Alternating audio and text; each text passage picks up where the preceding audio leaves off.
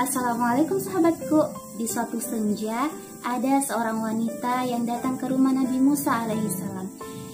Ia mengetuk pintu, mengucapkan salam, lalu masuk dengan wajah yang tertunduk dan wajah yang sangat sedih dan derayan air mata. Ia berkata kepada Nabi Allah Musa, "Wahai Nabi Allah Musa, tolonglah aku, selamatkan aku, mohonkanlah ampunan kepada Allah Subhanahu wa Ta'ala untuk seluruh dosa keji yang telah aku lakukan." Nabi Musa pun berkata kepada wanita itu, "Dosa apa yang telah engkau lakukan? Ceritakanlah kepadaku.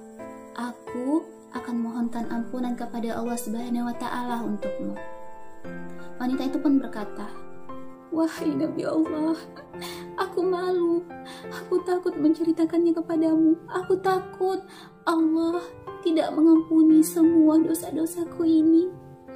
Dengan sedikit mendesak, Nabi Musa menenangkan wanita itu dan berkata, "Wahai wanita, ceritakan saja kepadaku, ceritakanlah. Aku akan mendengarkanmu dan aku akan mohonkan ampunan untukmu kepada Allah Subhanahu wa Ta'ala." Akhirnya, wanita itu pun perlahan-lahan tenang dan mulai bercerita kepada Nabi Musa alaihissalam. "Wahai Nabi Allah Musa, aku ini seorang wanita yang hina lagi keji, wahai Nabi Allah. Aku telah berzinah, dan dari perzinahan itu aku mengandung, dan setelah bayi itu lahir, aku mencekik lehernya hingga mati, Nabi Allah Musa, karena perasaan takut, malu, gelisah, dan segala perasaan bimbang dalam hatiku, wahai Nabi Allah Musa. Aku takut dosaku ini tak diampuni oleh Allah Subhanahu wa Ta'ala.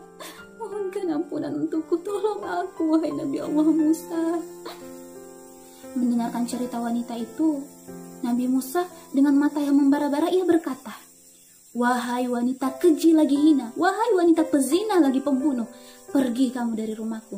Aku tidak ingin murka Allah jatuh di rumahku karena dirimu." Akhirnya, wanita itu pun pergi meninggalkan rumah Nabi Musa alaihissalam. Dengan wajah yang sangat sedih, ia tidak tahu lagi kemana ia harus mengadu. Bahkan, dia tidak tahu kemana kakinya harus terus melangkah. Di dalam pikirannya, jika seorang Nabi Allah saja tidak ingin menerima kehadiranku, lalu bagaimana manusia lain mau menerima kehadiranku? Selepas wanita itu pergi, Allah Subhanahu wa Ta'ala memerintahkan malaikat Jibril untuk turun ke rumah Nabi Musa alaihissalam. Malaikat Jibril berkata kepada Nabi Musa, "Wahai Nabi Allah Musa, mengapa engkau mengusir seorang hamba Allah yang hendak bertaubat kepada Allah Subhanahu wa Ta'ala? Tidakkah engkau tahu ada sebuah dosa yang lebih besar dari seorang wanita pezinah lagi pembunuh?"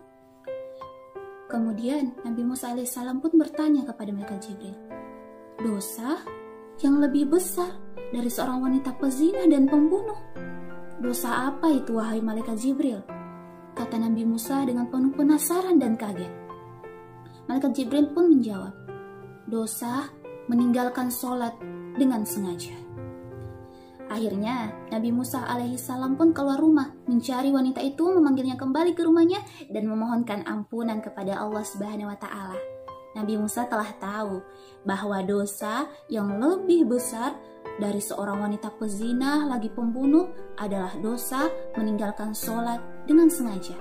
Karena orang yang meninggalkan sholat dengan sengaja sama saja kalau dia meremehkan perintah Allah. Dia tidak ada rasa takut dalam hatinya. Dia tidak takut dengan janji-janji Allah yang akan mengancam orang-orang yang meninggalkan sholat. Sedangkan orang yang telah melakukan zina ataupun pembunuhan, kemudian ia bertobat, tentu masih ada iman di dalam hatinya. Sahabatku, pernah Kak baca toh di WA katanya ini perkataannya Syekh Zainuddin Ibnu Abdul Aziz. Ada 6 yang akan ditimpahkan kepada orang-orang yang meninggalkan sholat.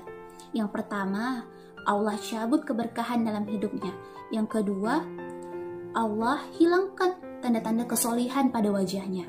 Yang ketiga, amal baiknya tidak dihitung pahala. Yang keempat, doanya tidak dijabah oleh Allah Subhanahu wa Ta'ala. Yang kelima, dia tidak termasuk orang yang didoakan oleh orang-orang yang soleh. Dan yang keenam, dia adalah orang yang gampang dibenci oleh orang lain. Kemudian diberikan lagi 3 ketika ia mau meninggal. Yang pertama, dia meninggal dalam keadaan hina. Yang kedua, dia meninggal dalam keadaan haus. Dan yang ketiga, ia meninggal dalam keadaan lapar. Bahkan seandainya seluruh lautan ia minum, tidak akan menghilangkan dahaganya. Tiga lagi ditimpahkan padanya ketika ia telah masuk ke dalam kubur. Yang pertama, kuburannya akan menyempit hingga tulang rusuknya terhimpit. Apa itu namanya? Baku hancur lah pokoknya. Yang kedua, di kuburnya itu dikelilingi sama bara api, sampai toh dia berada di atas bara api dalam kuburnya. Yang ketiga, Allah kirimkan ular yang sangat besar dalam kuburannya untuk sisai. Allah kasih nama itu ular Asyujah. Terus yang ketiga lagi, Allah timpahkan padanya ketika hari penghisapan. Yang pertama, amal ibadahnya ringan, terus amal perbuatan buruknya berat. Yang kedua, udah dibenci sama Allah. Allah tidak mau lirik. Yang ketiga, pasti dia masuk ke dalam neraka. Sahabatku, buat yang cewek bilang sama odo-odo tak. Kalau sholat saja masih kita tinggalkan, bagaimana bisa kak yakin kita tidak tinggalkan kak demi wanita lain? Buat sahabatku yang cowok, bilang sama odo-odo tak. Kalau Allah saja belum bisa kita taati, bagaimana bisa kak yakin kita bisa taati kak nanti kalau jadi mak suami tak? Tapi kalau bilang kisah begini, iya Sari, memang dia belum taat sama Allah Sari, tapi saya sayang sekali nih sama dia, saya cinta sama dia Sari. Cuma bisa kak bilang begini sahabatku, iya ndak apa-apa aja sahabatku. Cuma mau kak ingatkan Ki, pohon kalau dia sudah bengkok sejak kecil, sangat sulit diluruskan ketika ia telah menjadi besar. Tapi insya Allah tidak akan ada yang namanya susah dan semua akan menjadi mudah jika mengatasnamakan cinta. Jadi, barakallahu fikum sahabatku. Wahai wanita, apa yang telah engkau lakukan? Dosa apa itu? Wanita itu pun tertunduk malu. Ya Allah, salah. Dari perzinahan itu, aku hamil. Dan setelah anakku lahir, aku cekik lehernya hingga mati ya Rasulullah. Kok Rasulullah sih? Mohonkanlah ampunan untukku kepada Allah Subhanahu wa Ta'ala. Mendengar cerita wanita tersebut, Nabi Musa alaihi wassalam, kok alaihi wassalam sih? Jangki pernah tinggalkan sholat. Bagaimana mungkin Allah bisa membiarkan? Barakallahu fikum sahabatku. Malaikat Jibril pun berkata, dosa meninggalkan sholat 5 waktu. Akhirnya Nabi Musa pun sadar bahwa dosa yang lebih besar dari dosa seorang wanita pezina dan pembunuh adalah meninggalkan sholat. Apa?